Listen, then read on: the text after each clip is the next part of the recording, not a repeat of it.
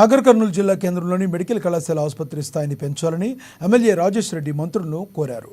ఉమ్మడి మహబూబ్నగర్ జిల్లా కేంద్రంలో ఇన్ఛార్జి మంత్రి రాజనరసింహ, జిల్లా మంత్రి జూపల్లి కృష్ణారావు ఆధ్వర్యంలో సమీక్షించారు. ప్రజలకు వైద్యులు ఎప్పుడూ అందుబాటులో ఉండేలా చర్యలు తీసుకోవాలని రాజేష్ రెడ్డి విజ్ఞప్తి చేశారు. మెడికల్ కళాశాలకు 300 పడకల ఆసుపత్రి సరిపోవడం లేదని, ఉయ్యాలవాడ మెడికల్ కళాశాల స్థాయిని పెంచి వైద్య సేవలు మరింత విస్తృతం చేసేందుకు అన్ని సౌకర్యాలు కల్పించాలని ఎమ్మెల్యే రాజేష్ రెడ్డి మంత్రులకు విన్నవించారు. In the future, we separate the government hospital and the private hospital. So it was sincerely interesting to sanction a new hospital from the private sector because this private hospital is not a regular hospital.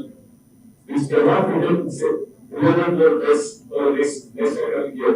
So we are working on that to get the permission for this academic year. But we don't know how to prepare those 300 persons. That is one of the major issues for this academic year. And number of the other